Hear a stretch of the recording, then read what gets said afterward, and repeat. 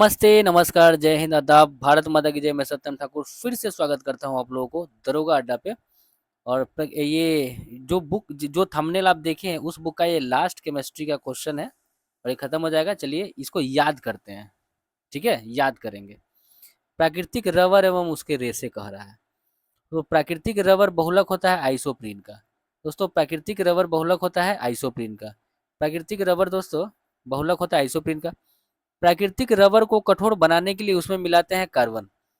प्राकृतिक रबर को कठोर बनाने के लिए उसमें कार्बन को मिलाते हैं। रबर को सल्फर से गर्म करके, चलिए इसको आगे करते हैं। कहता है कि रबर को सल्फर से गर्म करके उसकी गुणवत्ता बढ़ाने की प्रक्रिया कहलाती है वल्कनीकरण। रबर को सल्फर से गर्म करके उसकी गुणवत्ता बढ़ाने की प्रक्रिया कहलाती है वल्कनीकरण। ठीक है, एक बार फिर से देखेंगे। प्राकृतिक रबर बहुलक है आइसोप्रीन का। आइसोप्रीन का सूत्र याद रखिएगा C5H8। दोस्तों आइसोप्रीन का जो फॉर्मूला है ना C5H8 है, इसको याद रखिएगा। प्राकृतिक रबर को कठोर बनाने के लिए उसमें क्या मिलाते हैं? कार्बन। प्राकृतिक रबर को कठोर बनाने के लिए उसमें मिलाते हैं कार्बन। प्राकृतिक रबर को कठोर बनाने के लिए उसमें दोस्तों कार्बन मिलाते हैं। सल्फर को रबर को सल्फर से गर्म करके उसकी गुणवत्ता को बढ़ाने की प्रक्रिया वल्कनीकरण कहलाता है। चलिए, रबर आसानी से घुल जाता है कार्बन डाइऑक्साइड में। रबर कार्बन डाइऑक्साइड में आसानी से घुल जाता है, इसको याद रखिएगा। पीवीसी किसके बहुलीकरण या के द्वारा प्राप्त किया जाता है? पीवीसी पॉलीविनाइल क्लोराइड किस बहुलीकरण के द्वारा प्राप्त करते हैं? विनाइल क्लोराइड के द्वारा। तो पीवीसी किसके बहुलीकरण द्वारा प्राप्त होता है? तो विनाइल क्लोराइड के द्वारा। ठीक है। अच्छा, नायलॉन का आविष्कार किसने किया था? डॉक्टर वैलेस एच कैरार्थस ने 1935 में। ठीक है, वैलेस एच याद रखिए, वैलेस एच कैरार्थस कैरा कैराथर्स, क्या नाम रखा है यार, 1935 में। चलिए फिर से देखिएगा। नायलॉन का आविष्कार किया था वैलेस एच कैरार्थस। ठीक है, 1935 में। आगे बढ़िए, सब नाम बोलने भी नहीं आ रहा, ऐसा नाम है। मानव द्वारा संश्लिष्ट पहला रेशा नायलॉन है। मानव द्वारा संश्लिष्ट पहला रेशा नायलॉन है। कृत्रिम सिल्क रेयॉन को कहते हैं। कृत्रिम सिल्क रेयॉन को कहते हैं। कृत्रिम सिल्क रेयॉन को कहते हैं। रेयॉन का निर्माण सेलुलोज से होता है। रेयॉन का निर्माण सेलुलोज से हुआ है। रेयॉन का निर्माण सेलुलोज से हुआ है। प्रकृति में सबसे अधिक मात्रा में पाया जाने वाला कार्बनिक यौगिक सेलुलोज है। प्रकृति में सबसे अधिक मात्रा में पाया जाने वाला कार्बनिक यौगिक सेलुलोज है। ठीक है, सेलुलोज होता है प्राकृतिक बहुलक। सेलुलोज प्राकृतिक बहुलक है। सेलुलोज एक प्राकृतिक बहुलक। एक बार फिर से, मानव द्वारा संश्लिष्ट पहला रेशा नायलॉन है। कृत्रिम सिल्क रेयॉन कहलाता है। कृत्रिम सिल्क दोस्तों रेयॉन कहलाता है। कृत्रिम सिल्क रेयॉन। रेयॉन का निर्माण सेलुलोज से होता है। रेयॉन का निर्माण सेलुलोज से होता है। प्रकृति में सबसे अधिक मात्रा में पाया जाने वाला कार्बनिक यौगिक सेलुलोज है। प्रकृति में सबसे अधिक मात्रा में पाया जाने वाला कार्बनिक यौगिक सेलुलोज है। सेलुलोज होता है प्राकृतिक बहुलक। ठीक है। कागज किससे बनता है? शुद्ध सेलुलोज से। कागज बनता है शुद्ध सेलुलोज से। कागज बनता है शुद्ध सेलुलोज से। ठीक है, कागज बनता है शुद्ध सेलुलोज से। कांच और उसके उपयोग देखेंगे। कांच और उसके उपयोग देखेंगे।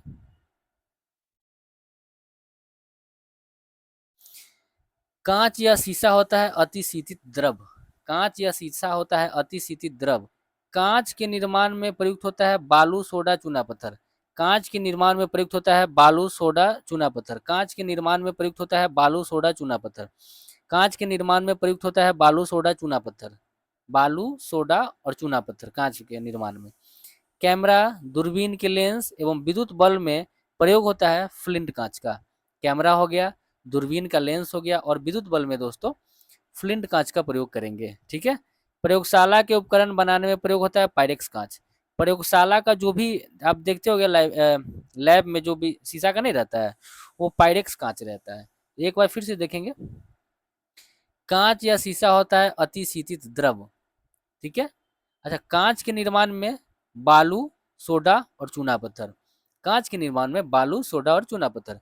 कैमरा, दूरबीन की लेंस और विद्युत बल्ब में प्रयोग करते हैं फ्लिंट कांच का। कैमरा, दूरबीन का लेंस और विद्युत बल्ब में प्रयोग करते हैं फ्लिंट कांच का। प्रयोगशाला के उपकरण में बनाने वाले प्रयोगशाला के जो उपकरण होता है उसमें जो प्रयोग होता है दोस्तों कांच का, उसको पायरेक्स कांच कहते हैं। ठीक है, उसको पायरेक्स कांच कहते हैं। अच्छा, धूप चश्मा का लेंस बनता है क्रुक्स कांच से। धूप चश्मा का लेंस प्रयोग होता है दोस्तों क्रुक्स कांच से। धूप चश्मा का प्रयोग करते हैं क्रुक्स कांच से, ठीक है। आगे चलिए। चश्मा का लेंस बनाने में प्रयुक्त होता है क्राउन कांच। ध्यान दीजिएगा, बहुत इंपॉर्टेंट है। देखिए, अगर धूप चश्मा कहेगा तो क्रुक्स कांच, लेकिन अगर सीधा चश्मा का लेंस पूछ दिया तो आप मारेंगे क्राउन कांच। अगर सीधा चश्मा कहेगा तो क्राउन कांच, ठीक है। चलिए आगे।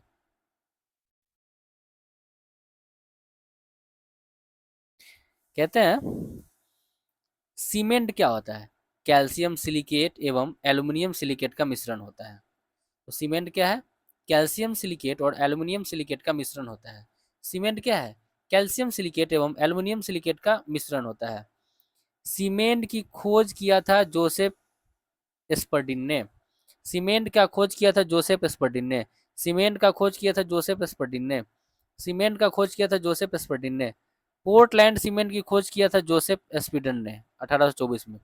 तो पोर्टलैंड सीमेंट का खोज किसने किया था? जोसेफ स्पीडन ने 1824 में। पोर्टलैंड सीमेंट का खोज किया था जोसेफ स्टीफन स्पर्डिन ने 1824 में, ठीक है। आगे है, पोर्टलैंड सीमेंट का मुख्य घटक है चूना सिलिका एलुमिना। पोर्टलैंड सीमेंट का मुख्य घटक है चूना सिलिका एलुमिना। पोर्टलैंड सीमेंट का मुख्य घटक है चूना सिलिका एलुमिना। तो पोर्टलैंड सीमेंट का मुख्य घटक कौन कौन है? चूना सिलिका और एलुमिना। एक बार फिर से देखेंगे। सीमेंट होता है कैल्शियम सिलिकेट और एल्युमिनियम सिलिकेट का मिश्रण। सीमेंट क्या होता है? कैल्शियम सिलिकेट और एल्युमिनियम सिलिकेट का मिश्रण होता है। सीमेंट की खोज की थी जोसेफ स्पीडन ने। सीमेंट का खोज किया था जोसेफ स्पीडन ने। सीमेंट का दोस्तों खोज किया था जोसेफ स्पीडन ने, ठीक है। और पोर्टलैंड सीमेंट को वही बात है, जोसेफ स्पीडन ने खोजा था 1824 में। पोर्टलैंड सीमेंट का मुख्य घटक है चूना सिलिका एलुमिना। तो पोर्टलैंड सीमेंट का मुख्य घटक क्या है? चूना सिलिका एलुमिना। तो पोर्टलैंड सीमेंट में मुख्य घटक कौन है? चूना सिलिका और एलुमिना। अच्छा, साबुन होता है उच्च वसीय अम्लीय लवण। साबुन होता है उच्च वसीय अम्लीय लवण। साबुन बनाने की प्रक्रिया सैपोनिफिकेशन कहलाता है। साबुन बनाने की प्रक्रिया सैपोनिफिकेशन कहलाता है। साबुन बनाने में किसका उपयोग होता है? वनस्पति तेल, वसा या कास्टिक पोटास। साबुन बनाने में किसका प्रयोग करते हैं? वनस्पति तेल, वसा या कास्टिक पोटास। साबुन बनाने में किसका प्रयोग करते हैं? वनस्पति तेल, वसा या कास्टिक पोटास। मैंने वसा को ही कास्टिक पोटास कहते हैं। तो आप समझ गए कि साबुन बनाने में किसका प्रयोग होता है? वनस्पति तेल, वसा या कास्टिक पोटास का। प्रयोगशाला में संश्लेषित पहला कार्बनिक पदार्थ यूरिया है। प्रयोगशाला में संश्लेषित पहला कार्बनिक पदार्थ यूरिया है। प्रयोगशाला में संश्लेषित पहला कार्बनिक पदार्थ यूरिया है। यूरिया का संश्लेषण किया था वोहलर ने। यूरिया का संश्लेषण किया था वोहलर ने। यूरिया का संश्लेषण किया था किसने? वोहलर ने। यूरिया का में नाइट्रोजन की मात्रा 46% होता है। एक बार फिर, साबुन होता है उच्च वसीय अम्लीय लवण। साबुन होता है उच्च वसीय अम्लीय लवण। साबुन होता है उच्च वसीय अम्लीय लवण। साबुन बनाने की प्रक्रिया सैपोनिफिकेशन कहलाता है।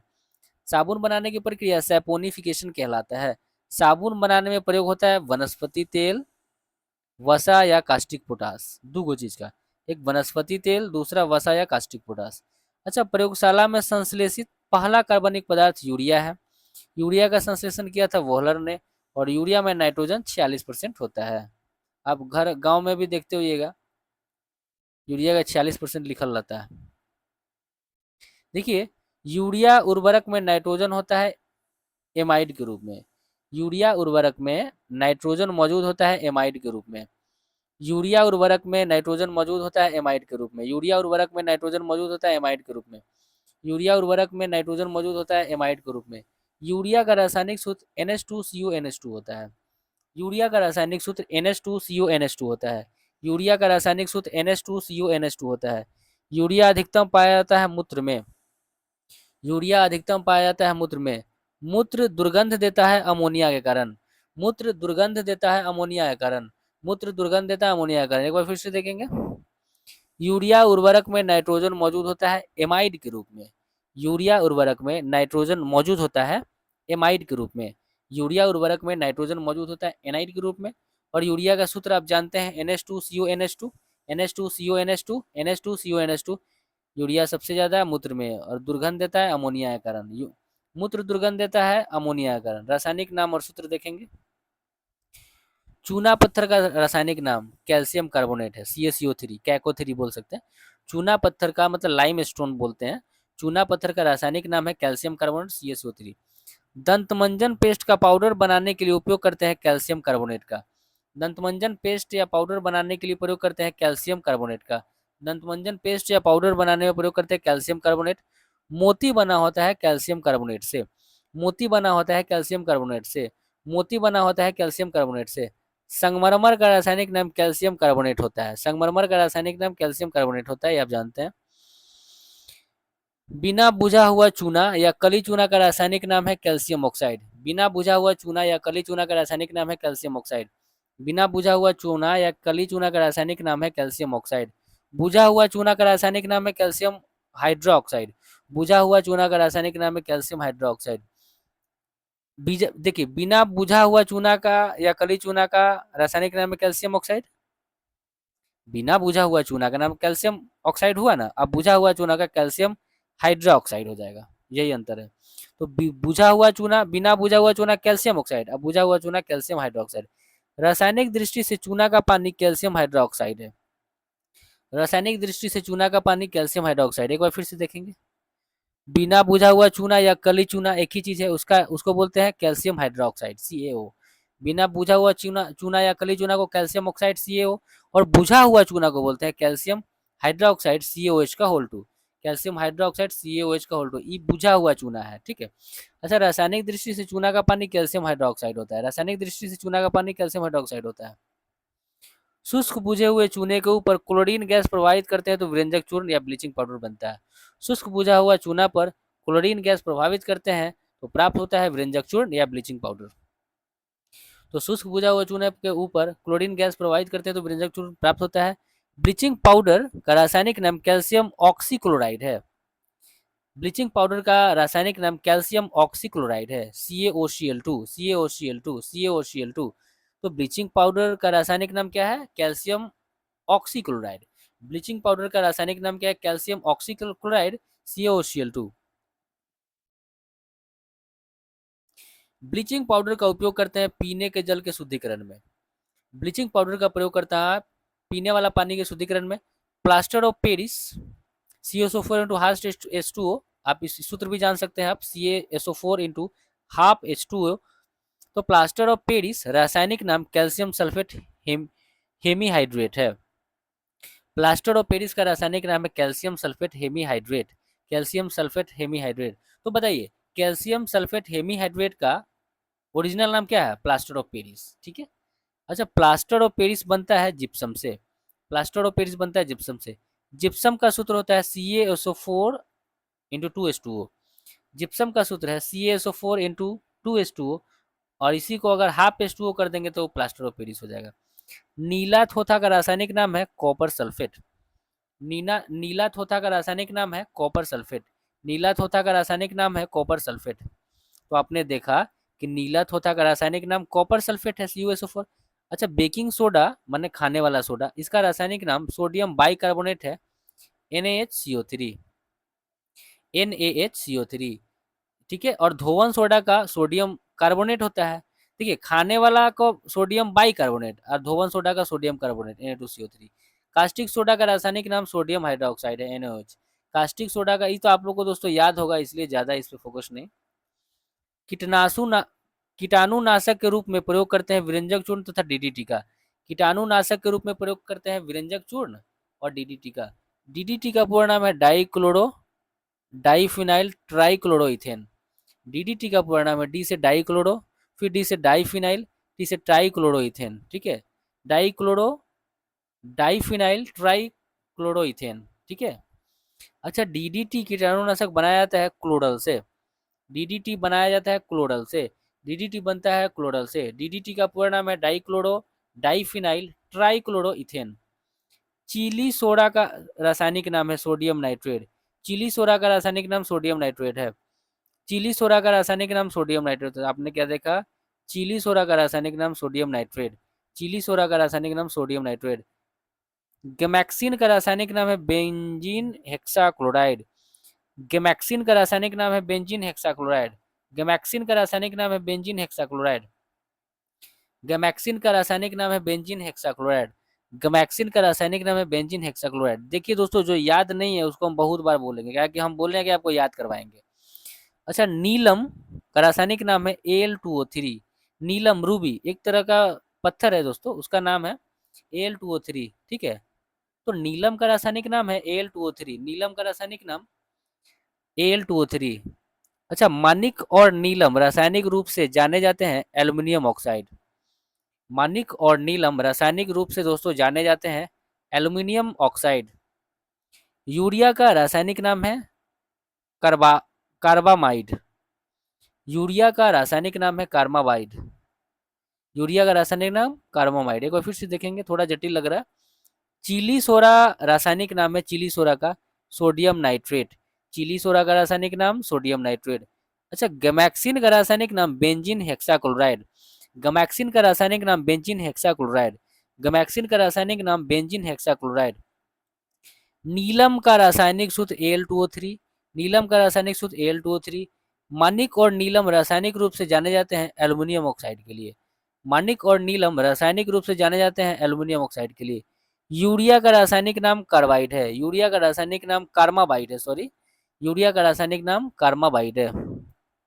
आगे देखेंगे दोस्तों, कार्माबाइड का सूत्र होता है NH2CONH2। कार्माबाइड का सूत्र होता है NH2CONH2। ये यूरिया है, ठीक है, NH2CONH2 ये यूरिया है। अच्छा, इसी को कार्माबाइड बोलते हैं यूरिया को। ग्लूकोज का सूत्र होता है C6H12O6। ग्लूकोज का सूत्र है C6H12O6।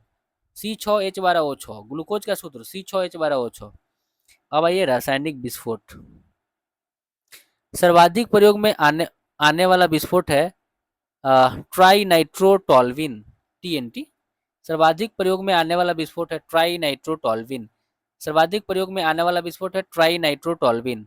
अच्छा, TNT का पूरा नाम TNT का पूरा नाम ट्राई नाइट्रोटोल्विन है। अच्छा, डायनामाइट का आविष्कार किया था अल्फ्रेड नोबेल ने 1867 में। डायनामाइट का आविष्कार किया था अल्फ्रेड नोबेल ने 1867 में। डायनामाइट का आविष्कार किया था 1867 में अल्फ्रेड नोबेल ने। एक बार फिर से देखेंगे, सर्वाधिक प्रयोग में आने वाला जो विस्फोटक है वो है ट्राई नाइट्रोटोल्विन, TNT। अच्छा, TNT का पूरा नाम तो ट्राई नाइट्रोटोल्विन है। डायनामाइट का आविष्कार किया था अल्फ्रेड नोबेल ने 1867 में। डायनामाइट का आविष्कार किया था अल्फ्रेड नोबेल ने 1867 में। चलिए आगे देखते हैं।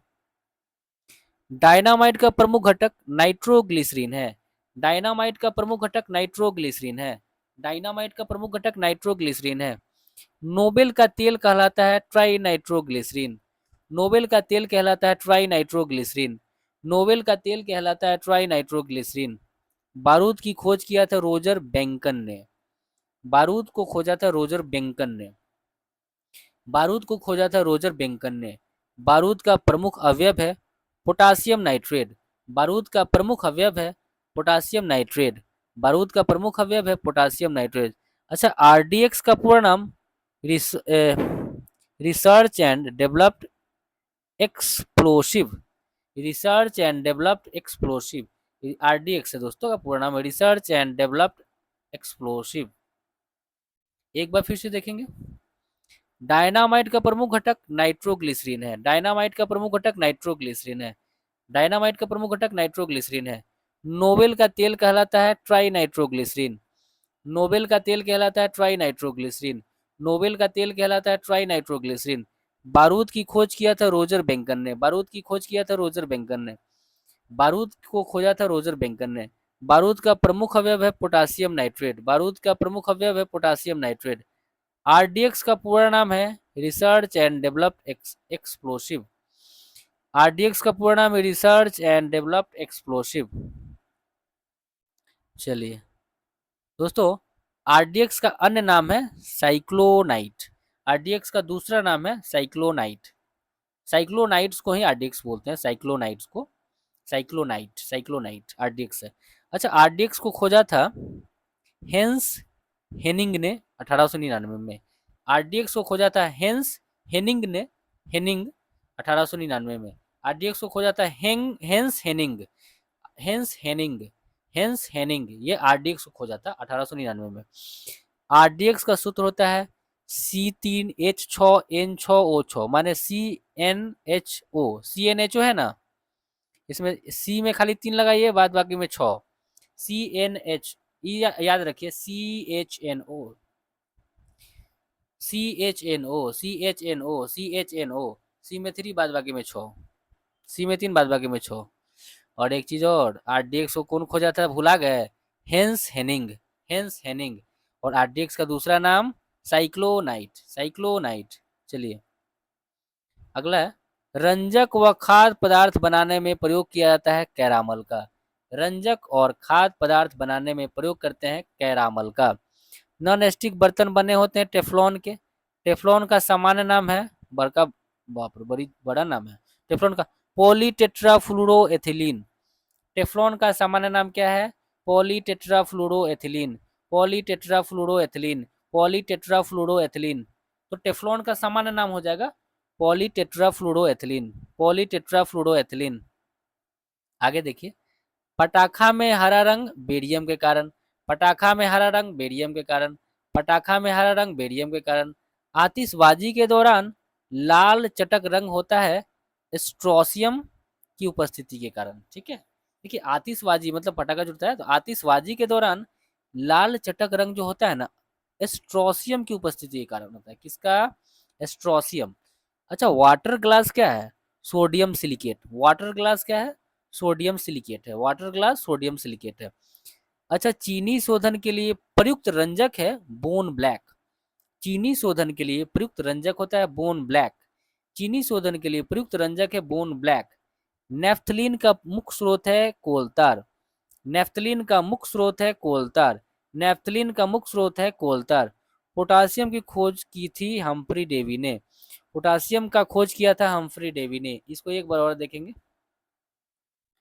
हाँ, इसको थोड़ा सा, हाँ, टेफ्लॉन का समान नाम पहले, टेफ्लॉन का समान नाम है पॉलीटेट्राफ्लूरोएथिलीन, पॉलीटेट्राफ्लूरोएथिलीन, पॉलीटेट्राफ्लूरोएथिलीन।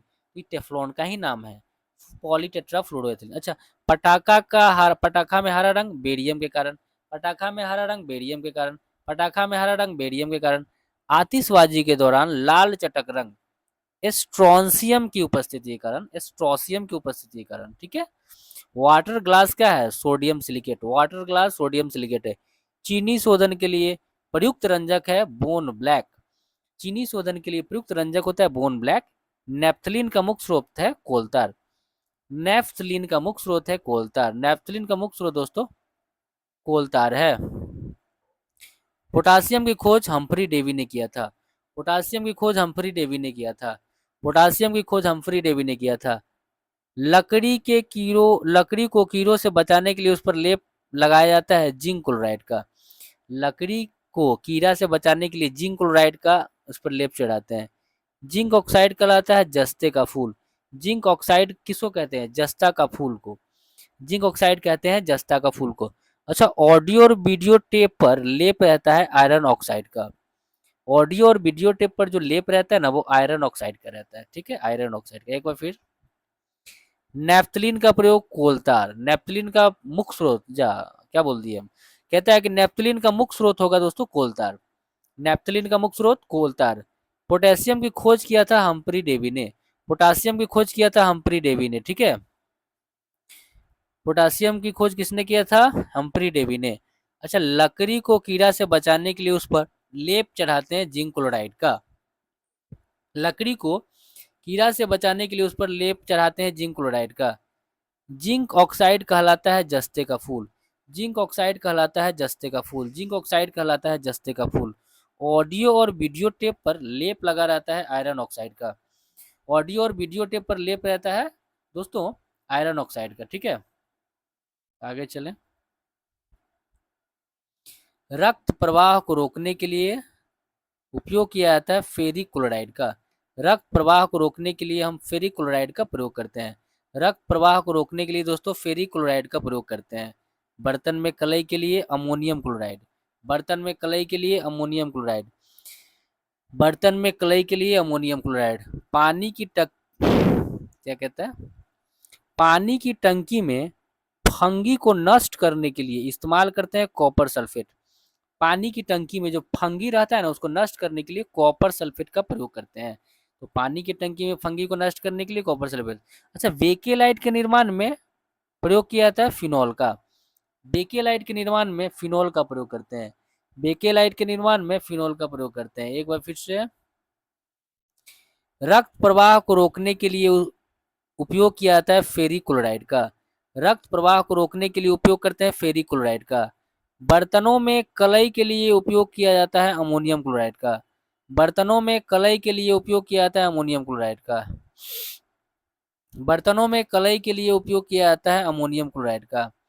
पानी की टंकी में फंगी को नष्ट करने के लिए इस्तेमाल करते हैं कॉपर सल्फेट का। पानी की टंकी में फंगी को नष्ट करेंगे कॉपर सल्फेट। अच्छा, बेकेलाइट के निर्माण में प्रयोग करते हैं फिनॉल का। बेकेलाइट के निर्माण में दोस्तों प्रयोग करेंगे फिनॉल का। प्लास्टिक टेप रिकॉर्डर को टेप लेपित करता है आयरन ऑक्साइड से। प्लास्टिक टेप रिकॉर्डर को टेप लेपित होता है। प्लास्टिक टेप रिकॉर्डर की जो टेप होता है दोस्तों, प्लास्टिक टेप रिकॉर्डर की टेप किस चीज से लेपित होता है? आयरन ऑक्साइड से। प्रतिशन मदद करता है दोस्तों, प्रतिशन मदद करता है खाद्य पदार्थ में जैविक अभिक्रियाओं की दर को कम करने के लिए। प्रतिशन मदद करता है खाद्य पदार्थों में जैविक अभिक्रिया की दर को कम करने के लिए। प्रतिशन मदद करता है खाद्य पदार्थों में जैविक अभिक्रिया मतलब क्या? खरा बैक्टीरिया उक्रिया हो जाता है, अभिक्रिया करके खाना खराब हो जाता है, वही तो उसमें प्रतिशन का मदद करते हैं। अच्छा, घरेलू प्रतिशकों में प्रयुक्त होता है फ्रियोन। देखिए वही बात आ गया, घरेलू प्रतिशकों में प्रयुक्त होता है फ्रियोन। फोटोग्राफी में उपयोगी तत्व है सिल्वर ब्रोमाइड। फोटोग्राफी में उपयोगी तत्व है सिल्वर ब्रोमाइड। फोटोग्राफी में फिक्सर के रूप में प्रयोग होता है सोडियम थायोसल्फेट का। फोटोग्राफी में फिक्सर के रूप में प्रयोग होता है सोडियम थायोसल्फेट का। एक बार फिर से देखेंगे, प्लास्टिक टेप रिकॉर्डर की टेप प्लास्टिक टेप रिकॉर्डर की टेप लेपित होती है आयरन ऑक्साइड से। ठीक है, तो प्लास्टिक टेप रिकॉर्डर की टेप लेपित होती है आयरन ऑक्साइड से। प्रतिशन मदद करता है खाद्य पदार्थों में जैविक अभिक्रिया की दर को कम करने के लिए।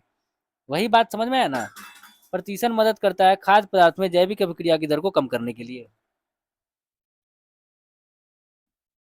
आगे है, घरेलू प्रतिशत में प्रयुक्त होता है फ्रेयॉन। घरेलू प्रतिशकों में प्रयुक्त होता है फ्रेयॉन। फोटोग्राफी में उपयोगी तत्व होता है सिल्वर ब्रोमाइड। फोटोग्राफी में उपयोगी तत्व है सिल्वर ब्रोमाइड। फोटोग्राफी में फिक्सर के रूप में प्रयोग होता है सोडियम थायोसल्फेट। फोटोग्राफी में फिक्सर के रूप में प्रयोग होता है सोडियम थायोसल्फेट का। चलिए अब खत्म है। कहता है वुड एस्पिरिट कहलाता है मेथिल अल्कोहल। वुड एस्पिरिट कहलाता है मेथिल अल्कोहल। वुड एस्पिरिट कहलाता है मेथिल अल्कोहल। शक्कर के किण्वन से बनता है इथाइल अल्कोहल। शक्कर के किण्वन से बनता है इथाइल अल्कोहल। शक्कर के किण्वन से बनता है इथाइल अल्कोहल। विद्युत के कारण लगी आग को बुझाया जाता है कार्बन टेट्रा क्लोराइड द्वारा, माने C14। माने बिजली के द्वारा जो आग लगता है ना, उसको पानी वानी से नहीं बुझाना चाहिए, कार्बन टेट्रा क्लोराइड से बुझाते हैं। फायर ब्रिगेड वाला आता है, भरले रहता है कार्बन टेट्रा क्लोराइड, उसी से बुझाता है। अच्छा, एस्पिरिन साधारण नाम है किसका? एस्पिरिन साधारण नाम है एसिटिल एसिटिल सैलिसिलिक एसिड का। एसिटिल सैलिसिलिक एसिड का। एसिटिल सैलिसिलिक एसिड का। तो एस्पिरिन साधारण नाम है किसका? मतलब एक तरह से आप कह सकते हैं कि एस्पिरिन जो है ना दोस्तों, दर्द निवारक दवा है एस्पिरिन। इसका आपको वो रासायनिक नाम है एसिटिक सैलिसिलिक एसिड। तो उल्टा पूछ दिया कि एसिटिक सैलिसिलिक एसिड का साधारण नाम क्या है, तो एस्पिरिन हो जाएगा। एक बार फिर से देखिए, वुड एस्पिरिट कहलाता है मेथिल अल्कोहल। वुड एस्पिरिट कहलाता है मेथिल अल्कोहल। शक्कर के किण्वन से बनता है इथाइल अल्कोहल। शक्कर के किण्वन से बनता है इथाइल अल्कोहल। विद्युत के कारण लगी आग को बुझाते हैं कार्बन टेट्रा क्लोराइड C14 के द्वारा। विद्युत के कारण लगी आग को बुझाया जाता है कार्बन टेट्रा क्लोराइड से। और एस्पिरिन साधारण नाम है किसका? एस्पिरिन एक साधारण नाम है किसका? एसिटिल सैलिसिलिक एसिड का। एसिटिल सैलिसिलिक एसिड का। तो दोस्तों उम्मीद करते हैं सेशन आपको काफ़ी अच्छा लगा होगा, याद भी हो गया होगा। स्वस्थ रहें, अपना ख्याल रखें, अपनों का ख्याल रखें। धन्यवाद।